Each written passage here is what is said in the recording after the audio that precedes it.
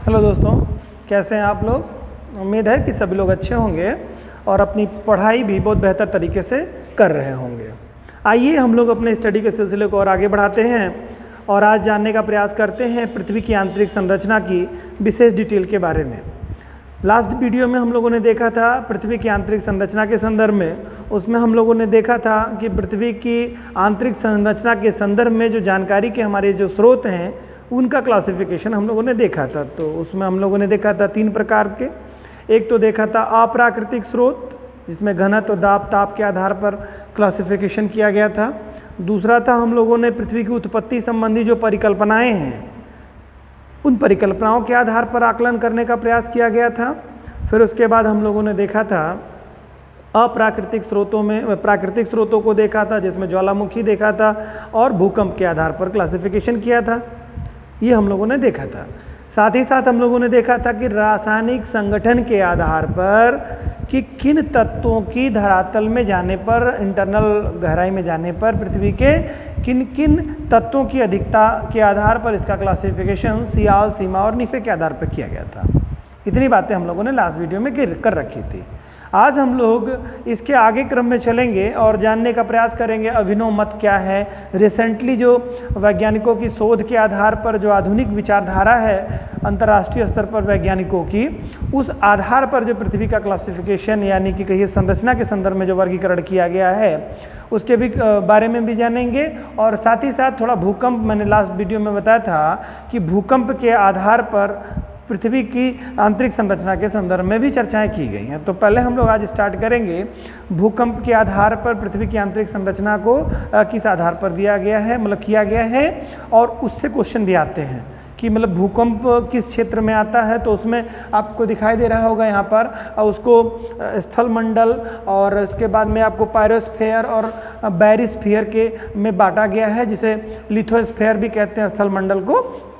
इनके आधार पर देखेंगे, थोड़ा इसको हम लोग समझेंगे, एग्जाम में क्वेश्चन इससे आता है, तो इसको थोड़ा देखेंगे।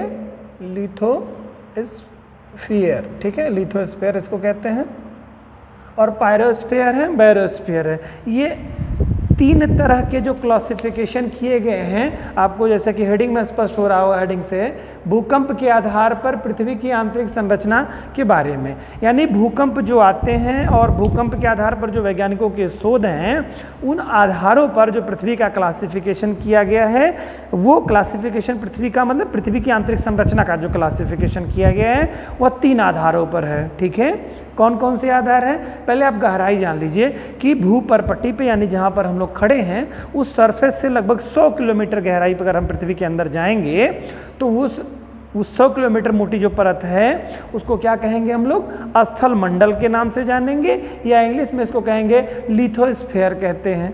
तो अगर भूकंप का केंद्र हमारा 100 किलोमीटर की गहराई के अंदर है तो वो कौन से हिस्से में है पृथ्वी के? लिथोस्फीयर वाले यानी स्थल मंडल वाला हिस्सा माना जाएगा। ठीक है, तो आप इसको थोड़ा ध्यान रखिएगा। एग्जाम में अगर पूछता है कि जो ये भूकंप अभी आया है इसकी गहराई 88 किलोमीटर या 20 किलोमीटर, 5 किलोमीटर, जो भी अपना कहता है, अगर 100 के मध्य में कहता है गहराई पे है धरातल से, तो कौन सा कहलाएगा? स्थल मंडल यानी लिथोस्फीयर वाले हिस्से में कहलाएगा। क्लियर? पृथ्वी के केंद्र, आपने भूकंप के बारे में जो लास्ट वीडियो देखा तो उसमें देखा कि जमीन के अंदर जिस गहराई पर रहता है वो क्या होता है? भूकंप केंद्र कहलाता है।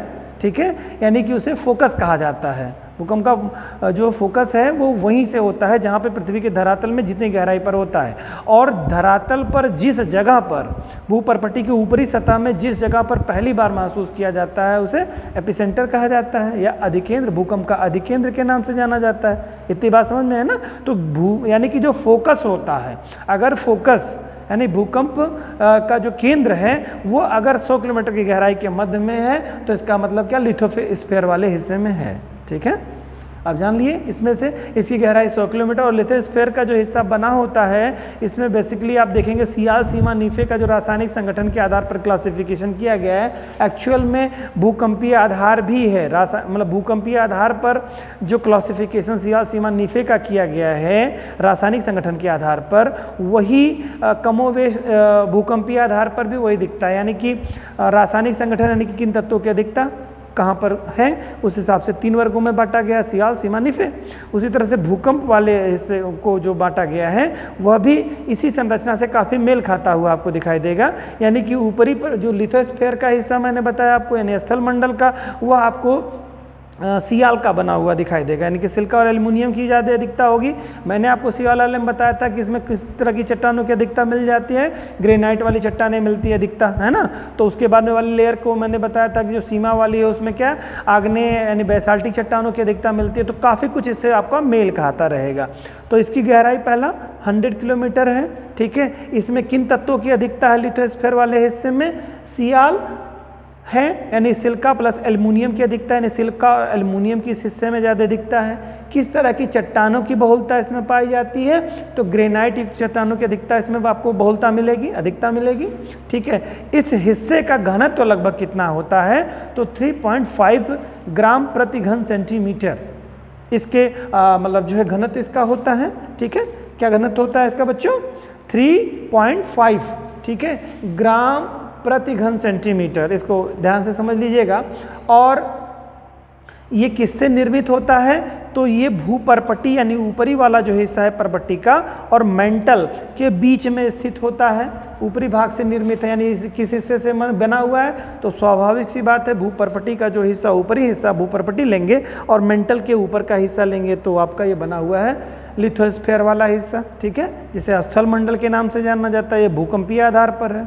दूसरा क्लासिफिकेशन इसका है बच्चों, वो पायरोस्फीयर है। पायरोस्फीयर मतलब होता है, इसे क्या कहा जाता है हिंदी में अगर इसका नाम देखेंगे तो इसे मिश्रित मंडल कहेंगे। पहले वाले को स्थल मंडल, दूसरे को मिश्रित मंडल, ठीक है। क्लासिफिकेशन ऊपर से नीचे आ रहे हैं। 3 क्लासिफिकेशन मैंने बताया, ऊपर का स्थल मंडल बताया, दूसरे को मिश्रित मंडल बताया और तीसरे को आपको बैरिस्फीयर मंडल यानी तीसरे का आंतरिक मंडल भी कह सकते हैं इसको, आंतरिक मंडल या आपको बैरोस्फीयर के नाम से जाना जाएगा। ये 3 क्लासिफिकेशन इसके हैं। और हिंदी में अगर देखेंगे तो भूकंपीय आधार पर स्थल मंडल है, मिश्रित मंडल है और आंतरिक मंडल है या अंतरतम मंडल है, जो भी आप नाम उसको दे दें। वैसे ये आपके इंग्लिश वाले वर्ड जो हैं ये ज़्यादा महत्वपूर्ण है, इनसे क्वेश्चन पूछता है एग्जाम में, पूछेगा लिथोस्फीयर वाला भूकंप कहाँ का जोन कहाँ मिलता है, मतलब भूकंप कहाँ पे किस हिस्से में आता है, तो लिथोस्फीयर वाले हिस्से में था या कहाँ था, या पायरोस्फीयर क्या है ना, बैरिस्फीयर क्या है, ये चीज़ें मतलब आपका क्लासिफिकेशन में ये नाम जरूर आप याद रखिएगा। हिंदी वाले नाम उतने महत्वपूर्ण नहीं हैं इस वाले टॉपिक पे, लेकिन इंग्लिश वाले नाम बड़े महत्वपूर्ण हैं। तो दूसरा वाला जो मिश्रित मंडल है इसको क्या कहते हैं, पायरोस्फीयर वाला हिस्सा।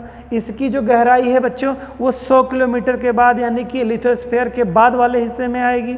तो 100 किलोमीटर से लेकर के लगभग 2900 किलोमीटर या 288 किलोमीटर आप देखेंगे इसमें से आपको दिखाई दे रहा है यहाँ पर। ये आंतरिक मंडल वाला हिस्सा जो आपका दिख रहा है ये 2880 होगा आपका, यहाँ पे 2880 होगा, ये गलत लिखा है इसमें, 2880 किलोमीटर इसकी गहराई होगी। लगभग करीब में आप मोटे मोटे तौर पे 2900 किलोमीटर आप इसको रखिए, मोटे राउंड फिगर समझने के लिए। 100 से लेकर के 2900 किलोमीटर के मध्य में, लेकिन अगर आधिकारिक तौर पे देखें क्लासिफिकेशन तो 2880 किलोमीटर इसकी गहराई मिलती है, किसकी, पायरोस्फीयर की, ठीक है। कहाँ से, 100 किलोमीटर के बाद में। ऊपर से आप अभी मैं संरचना देखिए यहाँ पर पूरी तरह से, मैं आपको अभिनव मत में जाऊँगा तब वहाँ पे और स्पष्ट होगा। पहले आप जानिए पृथ्वी ऐसे आप बनाएंगे, पृथ्वी है ये पृथ्वी की परपट्टी है और परपट्टी को लेके पहले 100 किलोमीटर का हिस्सा बनाएंगे। ये 100 किलोमीटर लिथोस्फीयर वाला हो जाएगा। फिर 100 किलोमीटर के बाद से लेकर के लगभग 2880 किलोमीटर की गहराई तक या लगभग 2900 किलोमीटर ले लेंगे तो पायरोस्फीयर वाला मंडल हो जाएगा। और देन उसके बाद वाला जो हिस्सा होगा यानी 2900 से लेकर के यानी 2880 से लेकर के अंतरतम कोर तक यानी कि 6371 किलोमीटर की गहराई तक अगर जाएंगे हम, ये अंतरतम कोर है पृथ्वी का, धरातल से लेकर के लगभग 6371 किलोमीटर की गहराई पूरी पृथ्वी की केंद्र की गहराई है, ठीक है। तो पृथ्वी की त्रिज्या अगर हम देखेंगे तो आपका जो मिलेगा ये त्रिज्या आपकी पूरी तरह से इसका दूना हो जाएगा। तो आपका केंद्र मानना हो तो धरातल पे जिस भी जगह आप खड़े हैं उससे लेकर के 6371 किलोमीटर चले जाएंगे तो पृथ्वी के सेंटर में आप पहुंच जाएंगे। लेकिन बशर्ते आप सीधे जाएं, ऐसा नहीं क्रॉस जाएं। सेंटर में अगर बीच में घुसना है आपको तो यहाँ तक आपको जाना पड़ेगा, ठीक है। ये पृथ्वी का अंतरतम बिंदु होगा। फिर उसके बाद वहाँ से किसी भी दिशा में जाएंगे तो 63 से 71 किलोमीटर ऊपर की तरफ उसी रो में आएंगे तो फिर आप बाहर आ जाएंगे, भूपर्पटी पे आ जाएंगे, ठीक है। तो ये जान लीजिएगा। तो दूसरा वाला जो हिस्सा होता है वो 100 किलोमीटर से लेकर के 2880 किलोमीटर तक का होता है पायरोस्फीयर वाला हिस्सा। इसमें किस तरह के तत्वों की अधिकता होगी? आग्नेय चट्टानों वाली बेसाल्ट से निर्मित जो बेसाल्ट जो है, बेसाल्ट से निर्मित यानी आग्नेय चट्टाने जो हैं, आग्नेय चट्टानों से निर्मित होता है। बेसाल्ट चट्टाने आग्नेय चट्टाने हैं, तो यहाँ पे आग्नेय चट्टानों की अधिकता आपको मिलेगी या बेसाल्ट चट्टानों की अधिकता मिलेगी। पहले वाले में आपको लिथोस्फीयर में क्या है, ग्रेनाइट चट्टानों की अधिकता मिलेगी, इसमें आपको बेसाल्टिक चट्टानों की अधिकता मिलेगी। ठीक है, और इसके साथ इसका घनत्व अगर देखेंगे तो घनत्व में क्या हो रहा है, वृद्धि हो रही है। घनत्व वहाँ पर लिथोस्फीयर वाले में यानी पहले 100 किलोमीटर के हिस्से में 3.5 घन प्रति सेंटीमीटर है इसका। ठीक है, ग्राम प्रति घन सेंटीमीटर इसकी घनत्व है।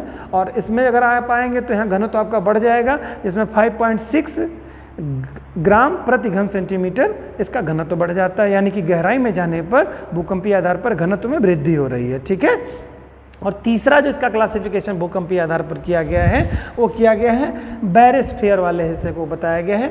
बैरोस्फीयर वाला जो हिस्सा है वह 2880 किलोमीटर से लेकर के पृथ्वी के अंतरतम कोर तक जाता है। अंतरतम कोर की गहराई है 63 से 71 किलोमीटर, यानी कि लगभग करीब में आप 2900 किलोमीटर से लेकर के पृथ्वी के आंतरिक कोर तक इसका विस्तार पाया जाता है। इसका घनत्व अगर यदि देखेंगे आप तो 8 से लेकर के 11, ठीक है, ग्राम प्रति घन सेंटीमीटर, ग्राम प्रति घन सेंटीमीटर इसका है। घनत्व क्या है, यानी घनत्व में आप देख रहे हैं भूकंपीय आधार पर घनत्व में वृद्धि हो रही है। कहाँ घनत्व आपका 3 ऊपरी पर्वत लिथोस्फीयर का हिस्सा था उसमें घनत्व 3.5 था। फिर आप पायरोस्फीयर वाले हिस्से में आए तो वहाँ पर घनत्व आपका 5.6 घन प्रति सेंटीमीटर हो गया। फिर निचले वाले में हिस्से में जब आप कोर वाले हिस्से में आए तो आपका 8 से लेकर के 11 तक आपका ग्राम प्रति घन सेंटीमीटर, ये तो भूकंपीय आधार पर हो गया। और इसमें जो अधिकता होती है तो सीमानिफ है इसमें, यानी कि सबसे ज़्यादा जो है निकिल पाया जाता, निकिल और लोहा इस वाले हिस्से में पाया जाता है, इससे निर्मित हिस्सा होता है। तो ये तो तीनों क्लासिफिकेशन जो आपने देखे लिथोस्फीयर के, पायरोस्फीयर के, बैरोस्फीयर के, ये 3 क्लासिफिकेशन भूकंपीय आधार पर क्लासिफिकेशन का किया गया था। ये तो आपका भूकंप के आधार पर। लेकिन आधुनिक आधार पर अगर हम देखेंगे, आधुनिक दृष्टिकोण से अगर हम देखें तो जो आधुनिक हमारी खोजों के आधार पर जो निकाला गया है निष्कर्ष, उस निष्कर्ष के आधार पर अगर हम देखें तो इसका आधुनिक जो अभिनव मत है वह अभिनव मत थोड़ा भिन्न है और वह जानना सबसे ज़्यादा ज़रूरी है। आइए हम लोग जानते हैं आधुनिक मत के आधार पर पृथ्वी का क्लासिफिकेशन किस आधार पर किया गया है और उस क्लासिफिकेशन में और कौन कौन सी चीज़ें बहुत ही महत्वपूर्ण है। तो ये बड़ा सीरियसली आप इसको देखिएगा, आपको बिल्कुल याद हो जाएगा ईजी वे में, बिल्कुल डिस्टर्ब नहीं होंगे आप, और सब कुछ उम्मीद है कि सब समझ जाएंगे अच्छी तरीके से। आइए देखते हैं आधुनिक मत के आधार पर जो क्लासिफिकेशन पृथ्वी की आंतरिक संरचना के बारे में उस पर चर्चा करते हैं। ठीक है, रिसेंट व्यूज़ जो है वो क्या है पृथ्वी की आंतरिक संरचना के संदर्भ में। पृथ्वी की आंतरिक संरचना के संदर्भ में अगर हम देखें तो पहले व्यवहारिकता में इसको देखते हैं। हम लोगों ने भूकंपीय आधार पर देखा तो लिथोस्फीयर, पायरोस्फीयर और बैरोस्फीयर के हिस्से में हम लोगों ने बांट के देखा उसको। यहाँ पर हम लोग देखेंगे पृथ्वी का 3 हिस्से में इसको विभक्त आपको पाएंगे मोटे तौर पे। एक तो भूपर्पटी वाला हिस्सा, ठीक है, और उसके बाद में मेंटल वाला हिस्सा और तीसरा कोर वाला हिस्सा। 3 क्लासिफिकेशन आपको मिलेगा। ठीक है, कौन कौन सा बच्चों? पृथ्वी का भूपर्पटी वाला हिस्सा, यानी पृथ्वी पर जहां हम खड़े हैं, इस पृथ्वी पर आप जहां खड़े होंगे, जहां पे भी हैं आप, वहां का जो हिस्सा उस धरातल का हिस्सा, और धरातल से लगभग 30 किलोमीटर गहराई तक आप जाएंगे, वो हिस्सा जो मिलता है वो भूपर्पटी का हिस्सा होता है। ठीक है, देन इसके बाद का जो हिस्सा आएगा वो आपका मेंटल का हिस्सा आएगा, मेंटल जिसे कहते हैं। ठीक है, मेंटल का हिस्सा आएगा, और मेंटल के बाद का जो हिस्सा आएगा वह कोर कहलाएगा। ठीक है, 3 हिस्सों में बांटा गया है, ये बात ध्यान रखिएगा। जो साधारण तौर से पहली बार जो बच्चे पढ़ रहे हैं उनके लिए बहुत ही इस बात को ध्यान रखने की ज़रूरत है कि ये आपका ऊपरा भूपर्पटी ऊपरी हिस्सा, फिर उसका मेंटल यानी कोर। अगर हम ऐसे और व्यवहारिकता में थोड़ा इसको इजी लैंग्वेज में समझें तो हम ये कह सकते हैं कि जो हमारी जो मिट्टी वाला हिस्सा है वो भूपर्पटी वाला हिस्सा। ठीक है, इसके बाद 2 क्लासिफिकेशन, एक मेंटल का है, एक कोर का है। ठीक है, तो भूपर्पटी की मोटाई को आप देखेंगे तो भूपर्पटी की मोटाई अलग अलग जगहों पे अलग अलग पाई जाती है। अलग अलग जगहों का मतलब क्या है, हमारे पृथ्वी पे अगर आप देखेंगे तो दो तीन चीज़ें आपको देखने में बड़े पैमाने पे मिलेंगी। क्या क्या मिलेंगी? एक तो प्लेन समतल मैदान वाला हिस्सा दिखाई देगा, दूसरा एक जलीय क्षेत्र वाला हिस्सा दिखाई देगा जिसमें समुद्र वगैरह आपको देखने को मिलता है आपको, और तीसरा आपको दिखाई देगा पठार और पर्वत जो ऊँची संरचना स्थल पर आपको दिखाई देंगे। 3 तरह की संरचनाएँ जो देखने को मिलेंगी। इन 3 संरचनाओं में पृथ्वी की मोटाई जो होती है, भूपर्पटी की मोटाई भिन्न हो जाती है। समुद्री क्षेत्रों में अगर हम जाते हैं तो भूपर्पटी जो हमारी मिलती है वह लगभग औसतन 5 किलोमीटर मोटी मिलती है। ठीक है, वो 5 किलोमीटर मोटी होती है और उसी में पानी भरा होता है। ठीक है, आप देखते हैं 3 किलोमीटर, 4 किलोमीटर, 5 किलोमीटर गहराई तक आप देखेंगे कि मैरियाना ट्रेंच वगैरह को देखेंगे प्रशांत महासागर में, तो वो वहाँ पे अधिकतम गहराई वाला हिस्सा दिखाई देगा। औसत अगर आप लेके चलें तो 4 किलोमीटर, 5 किलोमीटर आप जलीय क्षेत्र आपका भरा होता है कहीं कहीं पे, और जब गहराई वाले बिंदु पे चले जाते हैं तो कई किलोमीटर तक हो जाता है, गहरा हो जाता है। समुद्र के अंदर भी कुछ हिस्से ऐसे होते हैं जो बहुत औसत से ज़्यादा गहरे होते हैं, नहीं लगभग 10-10, 11-11 किलोमीटर तक गहरे हो जाते हैं वो हिस्से। ठीक है, तो वो उस वाले हिस्से में भूपर्पटी का जो घनत्व मतलब जो है मोटाई होती है वो लगभग औसतन 5 किलोमीटर के करीब में पहुंच जाती है। आपकी स्थल मंडल पे जो मैदानी हिस्से हैं वहाँ औसत मोटाई इसकी 30 किलोमीटर पाई जाती है। उसके अलावा जो पहाड़ी वाले क्षेत्र हैं यानी पर्वत पठार वाले क्षेत्र हैं वहाँ पर लगभग करीब में आपको 70 किलोमीटर से लेकर के 100 किलोमीटर तक की आपको मोटाई देखने को मिलेगी। अलग अलग जगहों पे 70 से 100 किलोमीटर तक भिन्नता मिलेगी, कहीं थोड़ा इससे ज़्यादा भी हो सकता है, कहीं से थोड़े कम भी हो सकते हैं। यानी सबसे मोटी भूपर्पटी जो होती है वो कहाँ पर होती है? पर्वतीय क्षेत्रों में। ठीक है, भूपर्पटी की मोटाई जब मान लेंगे तो सबसे ज़्यादा पर्वतीय क्षेत्रों में होती है और उसके बाद मैदानी क्षेत्रों में सबसे कम कहाँ पर होती है? जलीय क्षेत्रों में यानी सागरीय वाले भागों में। तो इतने समझ में आ गया होगा। यानी भूपर्पटी का है, भूपर्पटी औसतन देखा जाए 0 से 30 किलोमीटर इसका आकलन किया जाता है। क्यों? क्योंकि भूपर्पटी जहाँ मैदानी हिस्सा होता है उसी को लेते हैं, बाकी जो हिस्सा पर्वत का हिस्सा जो ऊंचा हिस्सा होता है वो तो बाद में आने के बाद होता है। इस नाते औसत ऊंचाई अगर हम लेंगे तो वो हमारा 30 किलोमीटर ही औसत ऊंचाई हमारी आएगी। ये नहीं कि आप कहेंगे 70 से 100 किलोमीटर पहाड़ों पे है तो ये क्यों नहीं लिया जाए, क्योंकि वो एक्सेप्शनल है। आप इसका क्लासिफिकेशन देखेंगे तो सबसे ज़्यादा आपका जलीय क्षेत्र का मतलब पृथ्वी पर विस्तार है और दूसरे नंबर पे मैदानी क्षेत्रों का है, फिर उसके बाद पर्वत पठार का हिस्सा कम आता है। तो ज़्यादा बड़े हिस्से यही सब विस्तृत हैं और तो औसत इन्हीं को लिया जाएगा, ना कि पर्वतों को लिया जाएगा। ठीक है, तो पर्वतों की ऊंचाई जहाँ पर है वहाँ पर भूपर्पटी की ऊंचाई आपने देखा लगभग 100 किलोमीटर 70 से 100 किलोमीटर के मध्य में आपको मिलती है। तो ये तो हो गया क्लासिफिकेशन इसका भूपर्पटी का। ठीक है, मोटाई के आधार पर। लेकिन अगर देखें तो भूपर्पटी का एक जो क्लासिफिकेशन हुआ, दूसरा मेंटल है और तीसरा क्रोड है। तो आप एक बात थोड़ा और समझिएगा इसमें से कि ये तो मैंने आपको बताया कि भूपर्पटी पर जो संरचना है वो उसके आधार पर, लेकिन भूपर्पटी जो हमारी 30 किलोमीटर वाली भूपर्पटी है, इस भूपर्पटी को अगर हम देखें तो इसको 2 हिस्सों में विभक्त किया गया है। पहले इसको व्यवहारिकता में समझ लीजिए, फिर फिगर अभी आपके पास है, मैं फिगर में भी आपको सब बहुत डिटेल से समझा दूंगा। पहले आप लेक्चर को आराम से सुनते जाइए, फिर आप उसको देखते जाइएगा, सब समझ में आ जाएगा।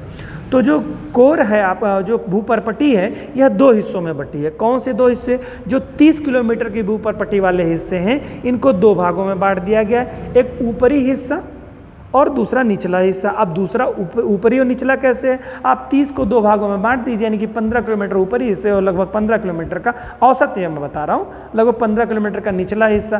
तो ऊपरी हिस्से को जो कह देंगे तो ऊपरी क्रस्ट कह देंगे, और नीचे वाले जो 15 किलोमीटर से ज़्यादा गहराई वाले हैं और 30 किलोमीटर तक हैं वो क्या कहेंगे?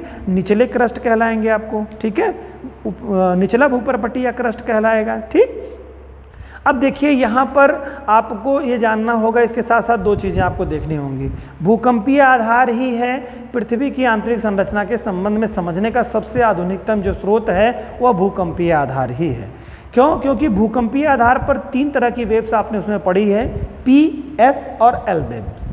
तो यहाँ पर अगर हम पृथ्वी की आंतरिक संरचना के बारे में देखेंगे तो आप देखते हैं एल वेव जो है वो सरफेस पे चलती है, धरातल पे सबसे ज़्यादा हानि उसी से होती है।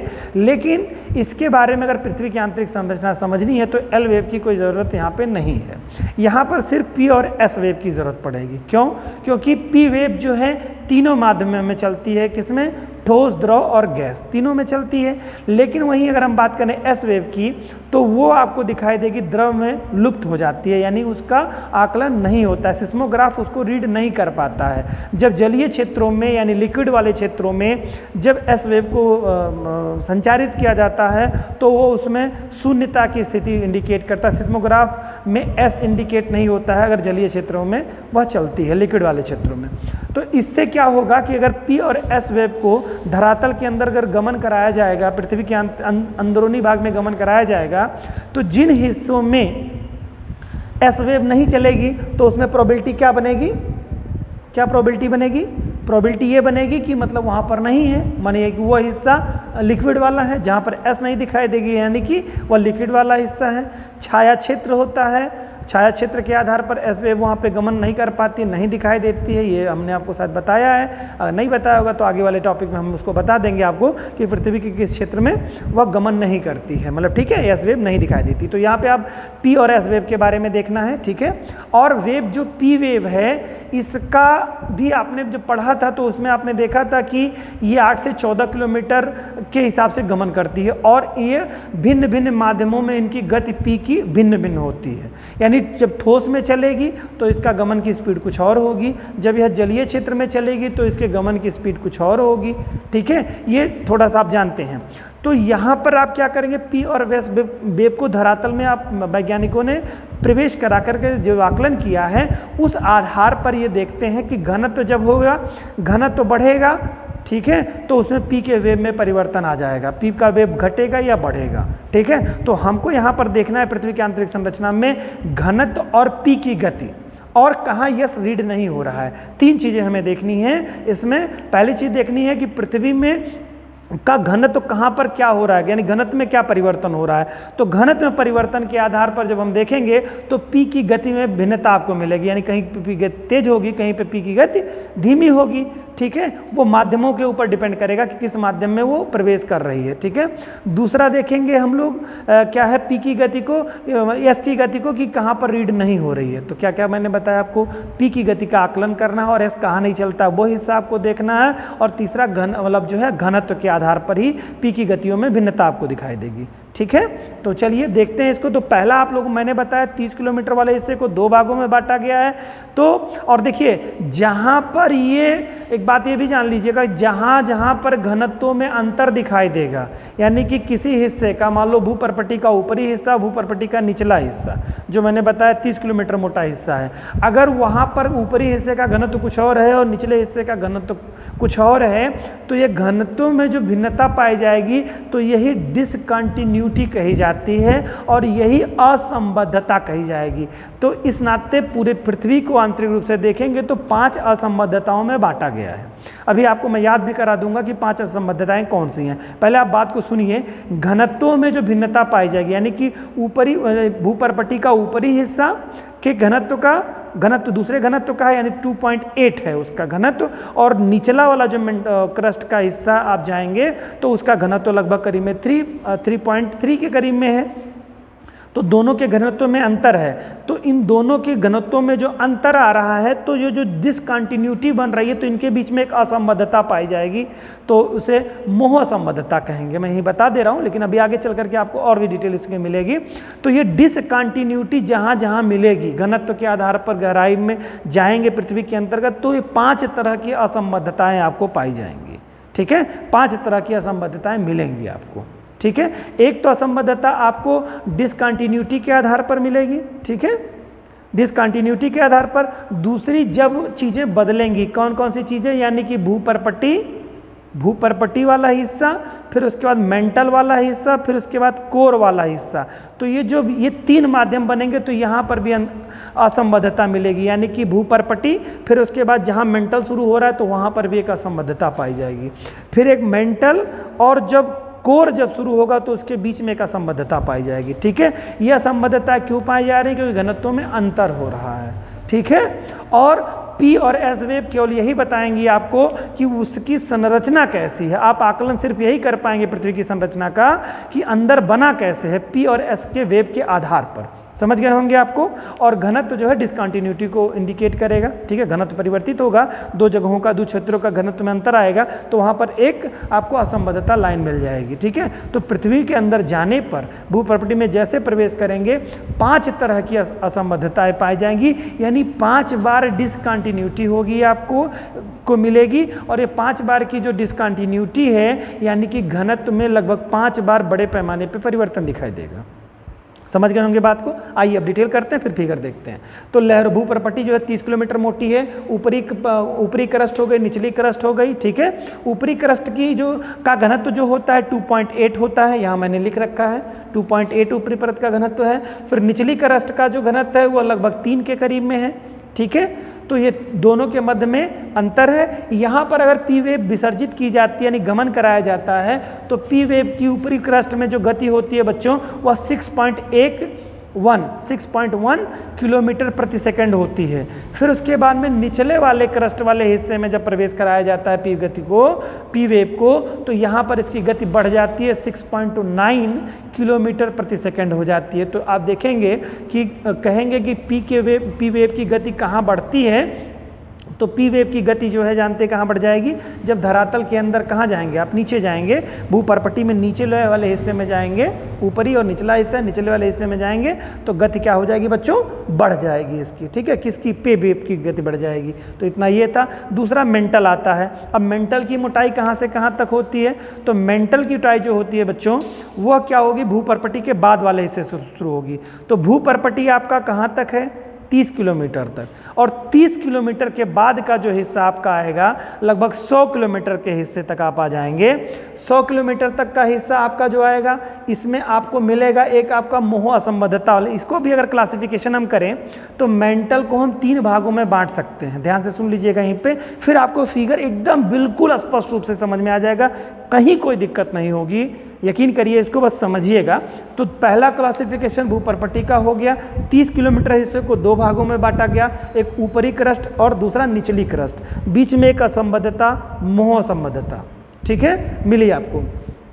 अरे सॉरी, इसके बीच में जो मिली वो कॉर्नाड असंबद्धता कहलाती है। सॉरी मैंने कई बार इसको यूज किया। तो ये मोह असंबद्धता ये 2 माध्यमों के बीच में आ जाता है, किसमें, भूपर्पटी और मेंटल के बीच में मोह असंबद्धता पाई जाती है। माफ़ करिएगा, ये आपको मैंने कई बार इसका जिक्र कर दिया, लेकिन ये जो दोनों क्रस्टों के बीच में मिलती है यहाँ पे कॉर्नाड असंबद्धता पाई जाती है, ठीक है।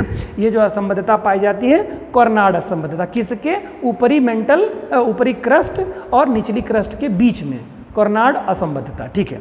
तो इसके बाद जब मोह असंबद्धता शुरू होती है 30 किलोमीटर के बाद, ध्यान से सुनिएगा, 30 किलोमीटर के बाद, तो इसका क्लासिफिकेशन फिर 3 आधारों पर आप कर सकते हैं।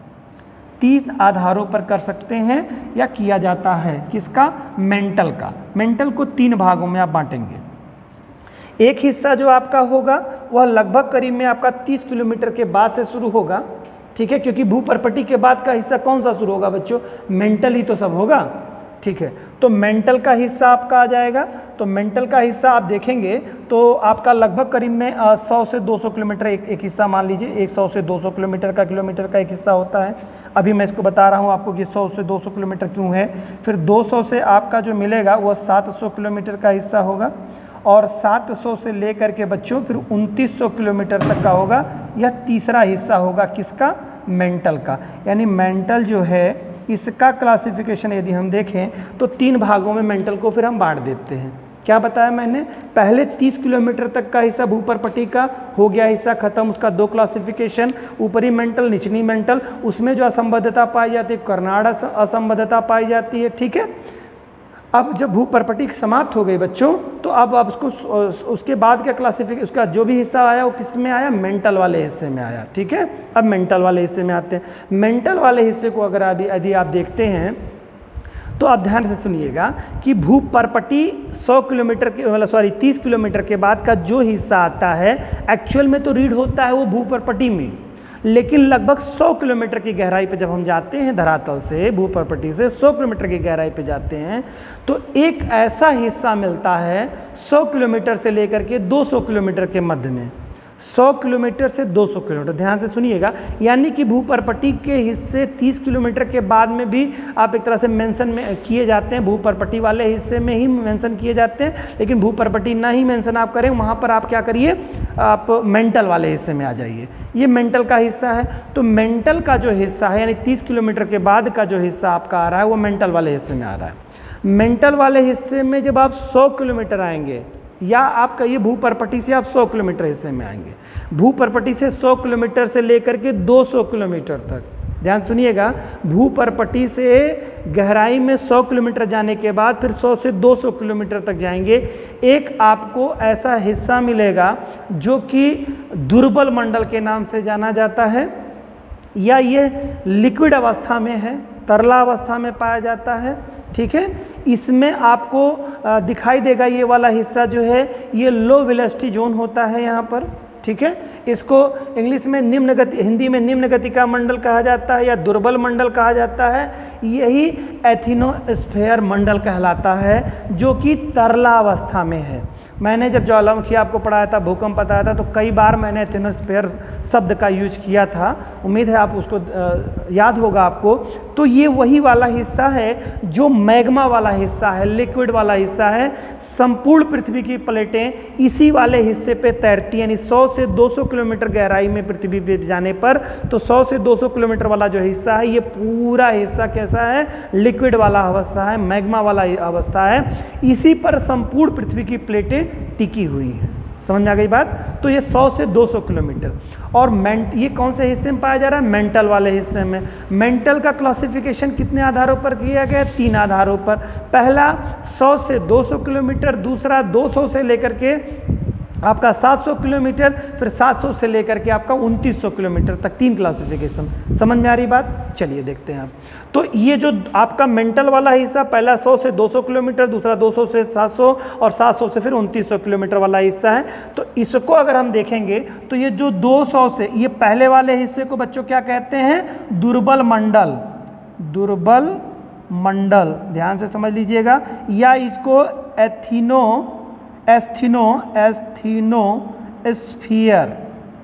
एस्थीनोस्फीयर मंडल कहते हैं इसको। ठीक है, इसके बाद के हिस्से को बेटा एक्चुअल में मेंटल का जो क्लासिफिकेशन किया गया है, एक्चुअल जो मेंटल माना जाता है जिसको, वह 200 से 700 किलोमीटर रहता है। यह मेंटल का ऊपरी हिस्सा कहलाता है। ऊपरी मेंटल 200 से 700 किलोमीटर पूरा मेंटल ही है, लेकिन मेंटल को मूल रूप से अगर आप देखेंगे तो यहाँ पर आपको समझ में ये आएगा कि 200 किलोमीटर से मेंटल शुरू हो रहा है आपका। 200 किलोमीटर से आप देखेंगे और आपका 2900 किलोमीटर तक का ये मेंटल का एक्चुअल हिस्सा है। लेकिन इसके बाद में अगर आप भूपर्पटी 100 किलोमीटर ही है, भूपर्पटी 30 किलोमीटर की औसत मोटाई है, फिर इसके बाद का जो पड़ता है यानी 200 किलोमीटर का, 30 किलोमीटर के बाद का से लेकर के 200 किलोमीटर का मध्य का जो हिस्सा बनेगा, यह भी आपका मेंटल में ही आता है। लेकिन चूंकि इसमें मेंटल में न रख करके इसका अलग नाम दे दिया गया है, एथिनोस्फेयर मंडल, दुर्बल मंडल, निम्न गति का मंडल, इन निम्न नामों से जाना जाता है। तो आप ये कंफ्यूज मत होइएगा कि ये ऊपरी मेंटल कह रहा है और इसको निचला मेंटल कह रहा है, फिर ये क्या है? हाँ बिल्कुल वही है। एक तो निचला मेंटल है जो 700 से लेकर 2900 किलोमीटर का है, फिर 200 से लेकर के 700 वाला वो ऊपरी मेंटल है, और फिर उसके ऊपर यानी 200 से लेकर के और लगभग करीब में 30 किलोमीटर के ऊपरी हिस्से में जाएगा, यह आपका दुर्बल मंडल आता है। वैसे दुर्बल मंडल की एक्चुअल जो डिफिनीशन है वह 100 किलोमीटर से लेकर के 200 किलोमीटर तक की है। तो 100 से 200 किलोमीटर तक का जो डिस्टेंस बनता है धरातल में गहराई में जाने पर, यह दुर्बल मंडल या एस्थीनोस्फेयर मंडल, ठीक है, या निम्न गति का मंडल कहलाता है इसमें। ठीक है, और ये लिक्विड अवस्था में है, तरला अवस्था वाली स्थिति में। समझ में आ गए ना? तो ये क्लासिफिकेशन दुर्बल मंडल यानी एथिनोस्फेयर वाला मंडल, एग्जाम में अगर क्वेश्चन पूछता है कि किसका हिस्सा है, तो मेंटल का ही हिस्सा बताएंगे। ठीक है, तो फिर मैं बता रहा हूं आपको यहाँ पे 200 से 700 वाला जो है ये क्या है? ऊपरी मेंटल कहलाएगा, ऊपरी मेंटल। ओके, फिर इसके बाद 700 से 2900 यह क्या है? निम्न मंडल। ठीक है, निचला या निम्न मंडल, निचला कहिए ज़्यादा अच्छा रहेगा, निचला मंडल, निचला मंडल। ठीक है, तो आप समझ गए होंगे अच्छी तरीके से इसके बारे में, मेंटल के बारे में भी गति आप समझ गए। ठीक है, इसके बाद का जो हिस्सा आता है बच्चों 2900 किलोमीटर से लेकर के 6371 किलोमीटर तक का जो हिस्सा आता है वह कोर का हिस्सा आता है, ये कोर होता है। अब कोर का भी क्लासिफिकेशन दो किया गया है, एक ऊपरी कोर और एक निचला कोर। ठीक है, ऊपरी कोर निचला कोर। इसके बाद मैं इसके साथ साथ मैं आपको बताता चलूँ, यहीं पे मैंने बताया भूपर्पटी का दो हिस्सा, भूपर्पटी के मतलब भूपर्पटी के दो हिस्से, ऊपरी मेंटल ऊपरी भूपर्पटी, ऊपरी क्रस्ट जो कहिए, निचली क्रस्ट। इसमें एक असंबद्धता पाई गई, कोनराड असंबद्धता। ठीक है, फिर जब ये भूपर्पटी और मेंटल आएगा तो इसके बीच में भी एक असंबद्धता पाई। देखिए यहाँ पे मैं मार्क कर दे रहा हूँ, यहाँ पर एक देखिए रेड जो पेन होगी, आपको इस मार्क को समझिएगा, ये क्या होगी, कोनराड असंबद्धता, असंबद्धता, डिसकंटिन्यूटी। ठीक है, फिर इसके बाद भूपर्पटी और मेंटल के बीच में आएगी ये आपकी मोहो असंबद्धता होगी, मोहो असंबद्धता।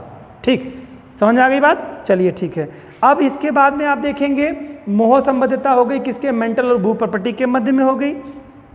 इसका मैंने आपको पूरा क्लासिफिकेशन बता ही दिया, ऊपरी मेंटल और निचला मेंटल। तो ऊपरी मेंटल और निचले मेंटल के मध्य में भी एक असंबद्धता पाई जाएगी, दोनों मेंटल पाए जाएंगे। तो यह जो आपकी असंबद्धता होगी रेपटी, ठीक है, रेपटी असंबद्धता पाई जाएगी। क्या समझ में आया, असंबद्धता, ध्यान से समझ रहे हैं ना। तो तीन असंबद्धता मिल रही है बच्चों, आप लोगों को अभी तक समझ में आई, आपको यहाँ समझ में आ गया। भूपर्पटी वाले हिस्से में कोनराड असंबद्धता, ऊपरी भूपर्पटी निचली भूपर्पटी के मध्य में।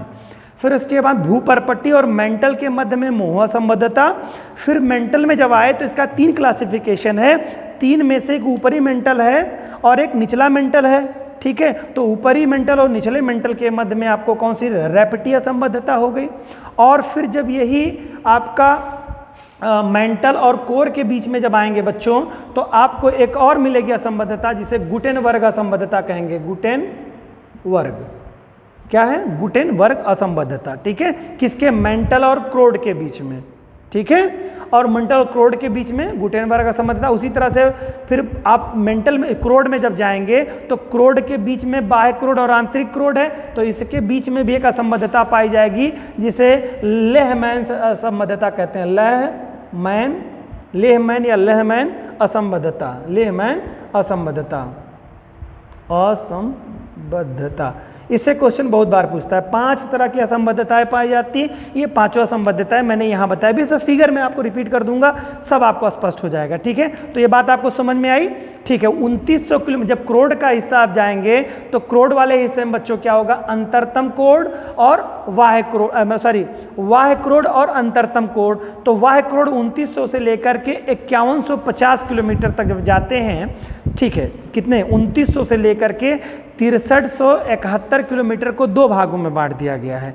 ऊपर वाला हिस्सा 2900 से लेकर के 5150 किलोमीटर तक का जो हिस्सा आपका आएगा, ये बाह्य कोर, ऊपरी कोर होगा। फिर उसके बाद में 5150 से लेकर के 63 से 71 किलोमीटर तक का जो हिस्सा आएगा वह आंतरिक कोर कहलाएगा। ठीक है, यही जो दोनों के मध्य में रहेगा, तो एक चूंकि यहाँ पर निकल वाली अधिकता पाई जाती है, आपको मालूम है, तो इसमें लेहमैन, लोहे की अधिकता होगी तो याद रहे लेहमैन असंबद्धता इसके बीच में पाई जाएगी। इतनी बात समझ में आ गई। आइए अब फिगर पे आते हैं अपने। अब फिगर आपको 100% समझ में आएगा। फिगर वाले हिस्से को देखते हैं हम लोग। फिगर वाले हिस्से में अगर हम देखेंगे तो इसको, फिगर वाले हिस्से को देखने के बाद ये स्पष्ट हो जाएगा हमारा कि कैसे कैसे ये चीज़ें जो अभी हम लोगों ने देखी हैं वो कैसा है। ठीक है, अब देखिए इसमें एक चीज़ें लिखी हुई हैं बच्चों, एक तो घनत्व है बेटा, दूसरा है पी वेव। क्या है, पी वेव। ठीक है, तो वेव के आधार पर देखेंगे और घनत्व के आधार पे घनत्व और आयतन वगैरह को देखेंगे। ठीक है, मैंने क्या बताया था, पृथ्वी की जो भूपर्पटी है वो कितने किलोमीटर मोटी है बेटा, 30 किलोमीटर मोटी है, औसत देखेंगे। तो ये वाला हिस्सा जो दिख रहा है आपको यहाँ से लेकर के यहाँ तक का, ये ब्लैक कोट में, ये आपका क्या है, ये आपकी क्रस्ट है। क्या है, क्रस्ट है,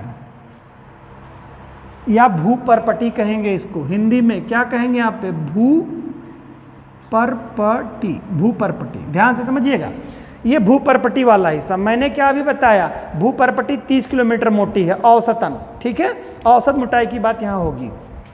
तो ऊपरी हिस्से को इसको बांटा गया है, एक ऊपरी क्रस्ट और दूसरा निचला क्रस्ट। ऊपरी क्रस्ट का घनत्व 2.8 है, ठीक है, 2.8 है। निचली क्रस्ट का जो घनत्व है लगभग 3 के करीब में है, ठीक है।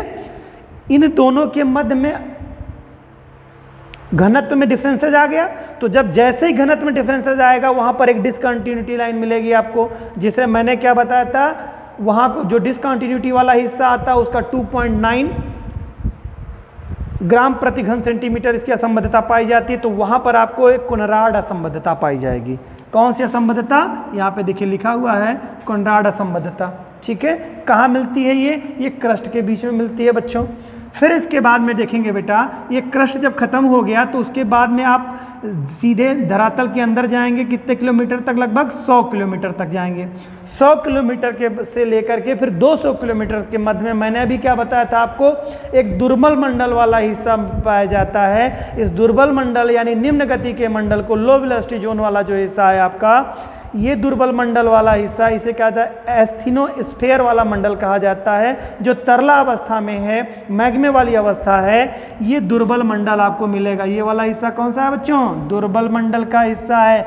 कहाँ से कहाँ तक, 100 से 200 किलोमीटर की गहराई तक। इस दुर्बल मंडल वाले हिस्से में देखेंगे तो पृथ्वी का घनत्व जैसे दुर्बल मंडल वाले हिस्से में आएंगे, वहाँ पर आपने देखा था क्या, निचले वाले मेंटल का हिस्सा मैंने कितना बताया था, 3 घन था। लेकिन जैसे मोहा संबंध मतलब जो है दुर्बल मेंटल वाले हिस्से के ऊपर वाला जो हिस्सा, जो दुर्बल मंडल वाला हिस्सा है, वहाँ पर आएंगे तो घनत्व बदल जाएगा। वहाँ घनत्व 3.3 हो जाता है, ग्राम प्रति घन सेंटीमीटर हो जाता है। तो यहाँ पर भी घनत्व में अंतर आ गया, तो एक डिसकंटिन्यूटी यहाँ भी मिल गई।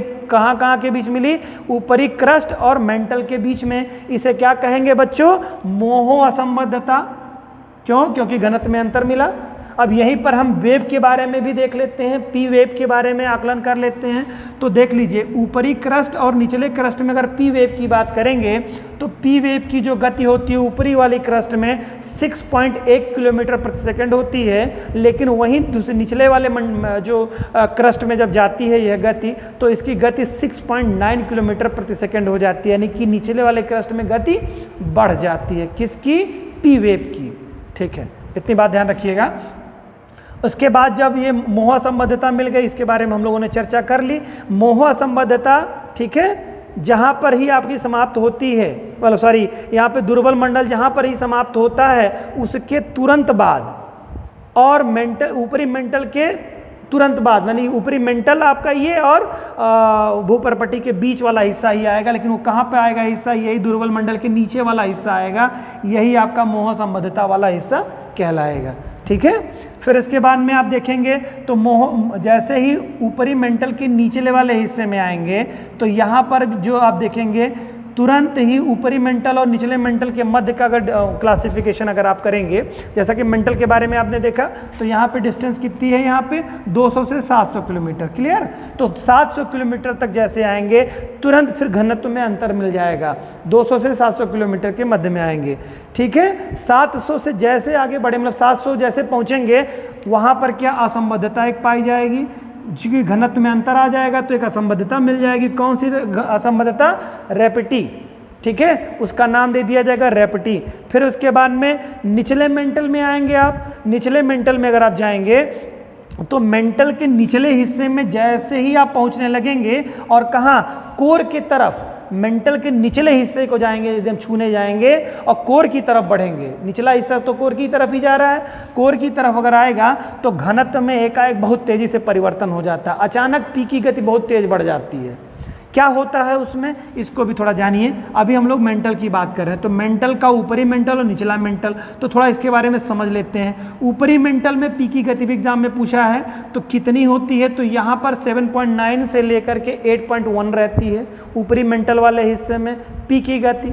फिर निचले वाले मेंटल में जब जाते हैं हम, तो यहाँ पर पी की गति में अचानक बहुत तेज वृद्धि हो जाती है, और जहाँ लगभग करीब में 8 किलोमीटर पर सेकेंड थी, वहीं 13.6 किलोमीटर की गति हो जाती है पी के वेव की। ठीक है, पी के वेव की गति मतलब काफ़ी तेज हो जाती है। तो ये ध्यान रखिएगा कि यानी कि पूछेगा कि पी की गति किसमें, ऊपरी मेंटल में कम है या निचले मेंटल में कम है, तो निचली मेंटल में ज़्यादा है। ऐसे आप तथ्यों को याद रखिएगा। अगर आपको तथ्य नहीं याद आ रहे हैं कि कितने हैं, तो इतना ही याद रखिएगा कि निचले मेंटल में गति बढ़ जाती है, ऊपरी मेंटल में कम गति रहती है। उसी तरह से ऊपरी क्रस्ट और निचले क्रस्ट की बात करेगा तो निचले क्रस्ट में गति पी की ज़्यादा होती है और ऊपरी में कम होती है। लेकिन यही चीज़ मेंटल में अपोजिट हो जाता है। मेंटल में क्या हो जाता है, पी की गति निचले वाले हिस्से में बढ़ जाती है और ऊपरी मेंटल में गति पी की कम रहती है। क्लियर? चलिए, लेकिन ये मेंटल के बारे में और एक कुछ तथ्य देख लीजिए। ये मेंटल जो पृथ्वी का 3 क्लासिफिकेशन किया गया है, कितना 0 से 30 किलोमीटर, फिर 30 के बाद से लेकर के आप लगभग करीब 2900 किलोमीटर, फिर 2900 से लेकर के 63 से 71 किलोमीटर तक का हिस्सा आपने देखा है।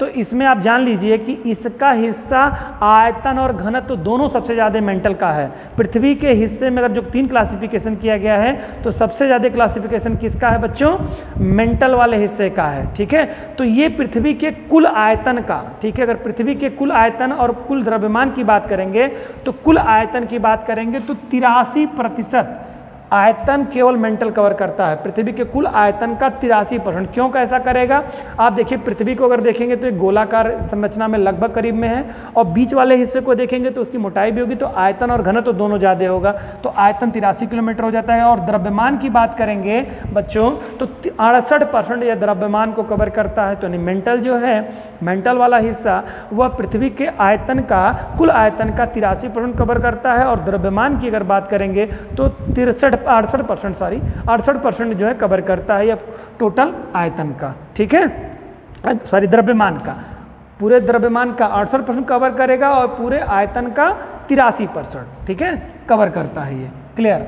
और उसकी अचानक इसमें वृद्धि हो जाती है। फिर इसके बाद का जो मेंटल आएगा तो यहाँ पर क्या होता है कि निचले मेंटल में जो घनत्व तो लगभग होता है वो 5.5 हो जाता है।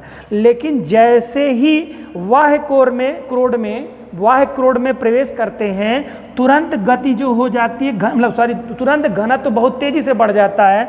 जहां 5.5 निचले मेंटल वाले हिस्से में होता है घनत्व, निचले हिस्से में, वहीं वाह्य क्रोड में प्रवेश करते हैं 2900 किलोमीटर को जैसे क्रॉस करता है घनत्व तुरंत 10 हो जाता है ग्राम प्रति घन सेंटीमीटर, यानी बहुत ज़्यादा, लगभग दूना बढ़ जाता है घनत्व। तो घनत्व में जो ये डिसकंटिन्यूटी आने के नाते एक असंबद्धता और मिल जाती है यहाँ पर, गुटेनबर्ग, जिसे गुटेनबर्ग विसार्ट असंबद्धता के नाम से जाना जाता है। क्लियर? फिर इसके बाद क्या करते हैं कि इस हिस्से में जब जाते हैं तो एक चीज़ देखने को मिलती है कि जैसे ही प्रवेश करते हैं वाह्य क्रोड में, क्रोड को 2 हिस्सों में बांटा गया है, आंतरिक और बाह्य क्रोड, मैंने पिछले बताया अभी पीछे आपको। तो ये वाह्य क्रोड में जैसे जाते हैं यहाँ यस की जो गति है वो शून्य हो जाती है, यानी यस जो है, यस वेव इसमें दिखाई ही नहीं देती है, शून्य हो जाती है। तो यस वेव कहाँ नहीं दिखाई देती है, मैंने बताया था आपको कि जलीय क्षेत्र में यानी लिक्विड वाले क्षेत्र में यस वेव नहीं, सिस्मोग्राफ नहीं रीड कर पाता है, यानी कि गमन नहीं करती, तभी नहीं रीड कर पाता, वरना सिस्मोग्राफ PSL तीनों वेव को रीड करता है। तो जिस जगह पर नहीं रीड करेगा सिस्मोग्राफ किसी भी वेव को, इसका मतलब उसमें गमन नहीं करेगी। तो P वेव तीनों में गमन करती है, वो सिस्मोग्राफ रीड करता है। S लिक्विड वाले क्षेत्रों में नहीं दिखाई देती है, बाकी क्षेत्रों में जैसे पहुंचती है तुरंत उसको रीड कर लेता है। इसका मतलब कि यहाँ यस वेव नहीं जाती, इसका मतलब ये लिक्विड अवस्था में, उम्मीद है, संभावना है कि ये लिक्विड अवस्था में होगा, तभी वो रीड नहीं कर पा रहा है। क्लियर? तो ये क्रोड वाला हिस्सा हो जाता है, आप समझ गए होंगे। तो क्रोड वाला हिस्सा कैसा है आपका, ये लगभग करीब में लिक्विड अवस्था में आपका मिलता है। तो वाह्य क्रोड और आंतरिक क्रोड के मध्य की अगर तुलना करेंगे बच्चों तो यहाँ पर हम देखेंगे कि दोनों के घनत्व में भी काफ़ी अंतर आने लगता है। तो देखिए वाह्य क्रोड का घनत्व जो 10 था, फिर नीचे की तरफ जैसे जाएंगे अंतरतम क्रोड की तरफ, इसके घनत्व में फिर अचानक परिवर्तन हो जाएगा। जहाँ घनत्व 12.3 था, मतलब हो जाएगा घनत्व ये इसके बीच का, मतलब वाह्य क्रोड और आंतरिक क्रोड के बीच का घनत्व भी अंतर आ जाएगा, बढ़ जाएगा घनत्व एकाएक सडनली आपका, मतलब यहाँ बढ़ रहा है क्रम में आने पर, तो एक डिसकंटिन्यूटी यहाँ भी मिल जाएगी आपको, डिसकंटिन्यूटी जिसका नाम होगा, चूँकि यहाँ पर आयरन की अधिकता ज़्यादा मिलती है, निकल की मिलती है ज़्यादा मात्रा यहाँ पर, तो लेहमैन, आप लोहे से समझिएगा, लेहमैन असंबद्धता यहाँ पाई जाएगी दोनों के बीच में। ठीक है, फिर बच्चों आंतरिक कोर की तरफ जब आएंगे तो आंतरिक कोर का जो हिस्सा होता है वह कितने से होता है, 5150 किलोमीटर से लेकर के आपको देखेंगे तो 6371 किलोमीटर तक का हिस्सा होगा। ये जो हिस्सा होगा वो आंतरिक हिस्सा होगा बच्चा, आंतरिक कोड कहलाएगा बच्चों। ठीक है, इसके बारे में जो आकलन किया जाता है वो कहा जाता है या तो यह ठोस अवस्था में है या तो ये प्लास्टिक अवस्था में है। और आधुनिकतम खोज के आधार पर देखेंगे तो इसको बताया जाता है लगभग जलीय अवस्था में है। जेल, आपने जेल टॉफी देखी होगी, तो जेल जो होता है कि मतलब ना तो वो लिक्विड होता है और ना ही वो ठोस होता है, बीच की स्थिति वो होती है। तो प्लाज्मा की स्थिति जिसे कहते हैं आप, तो वो वाली स्थिति लगभग मिलती है। तो वो हिस्सा आपका बाह्य क्रोड का लगभग करीब में है। आंतरिक क्रोड में प्लास्टिक अवस्था में या ठोस अवस्था में आपको मिलता है, ये गहराई तक जाने पर। और यहाँ पर अगर देखेंगे तो पी वेव में भी यहाँ पे वृद्धि हो जाती है। इस वाले हिस्से में कौन से बाह्य क्रोड वाले हिस्से में जाएंगे तो पी का वेव जो है 11.2 किलोमीटर प्रति सेकेंड हो जाता है। ठीक है, तो ये तो आपका था घनत्व और गति के, वेव्स की गति के आधार पर पृथ्वी की आंतरिक क्लासिफिकेशन संरचना के बारे में। उम्मीद है कि आपको ये काफ़ी चीज़ें समझ में आई होंगी और यह आपके एग्ज़ाम के पॉइंट ऑफ व्यू से आपको बहुत ही सहयोग करेंगी और आपको अच्छी तरीके से समझ में आ गया होगा कि 5 तरह की असंबद्धताएं कहाँ कहाँ पाई जाती हैं। इनसे क्वेश्चन आते हैं, पी वेव की गति किस वाले मंडल में कहाँ बढ़ रही है, घनत्व में परिवर्तन होने से जो असंबद्धताएं पाई जा रही हैं, तो घनत्व भी आपको स्पष्ट हो चुका होगा। पृथ्वी की जो आंतरिक संरचना का क्लासिफिकेशन यानी वर्गीकरण है, ये आपको बहुत अच्छी तरीके से उम्मीद है समझ में आया होगा। ये 5 असंबद्धताएं कहाँ कहाँ मिलती हैं, इनको मैं एक बार फिर से रिपीट कर रहा हूँ, आप इसको ध्यान से समझ लीजिएगा। एक तो भूपर्पटी का ऊपरी हिस्सा और निचला भूपर्पटी के बीच में मिलती है कर्नाड असंबद्धता। फिर उसके बाद भूपर्पटी और मेंटल के बीच में मिलती है मोह असंबद्धता। फिर उसके बाद में मेंटल के ऊपरी मेंटल और निचले मेंटल के बीच में अगर आप देखेंगे तो यहाँ पर मिलती है रेप्टी असंबद्धता। और फिर इसके बाद में मेंटल और आप कोर के बारे में देखेंगे। ठीक है, मेंटल और क्रोड के बारे में देखेंगे तो दोनों के मध्य में एक असंबद्धता गुटेनबर्ग असंबद्धता पाई जाती है। ठीक है, फिर उसके बाद जब अंतरतम कोर में आ जाएंगे आप यानी क्रोड में आ जाएंगे तो क्रोड में ऊपरी क्रोड और निचली क्रोड के बीच में एक असंबद्धता मिलती है, इसे लेहमैन असंबद्धता के नाम से आप जानते हैं। तो ये 5 तरह की असंबद्धताएँ थी। पृथ्वी का आंतरिक संरचना के संदर्भ में आपको एक अच्छी समझ हो गई होगी, ऐसी मैं आशा करता हूँ। आप लोगों ने वीडियो को इतना ध्यान से देखा, इसके लिए बहुत बहुत धन्यवाद। और साथ ही साथ आप लोग इसको अच्छे से पढ़ते रहिए, समझते रहिए, ये आपके जीवन के लिए एक मील का पत्थर साबित होगा। जो भी टॉपिक्स चल रहे हैं बच्चों, आप इसको बहुत सीरियसली देखिए, आपके सारे कॉन्सेप्ट उम्मीद है कि क्लियर हो जाएंगे। धन्यवाद।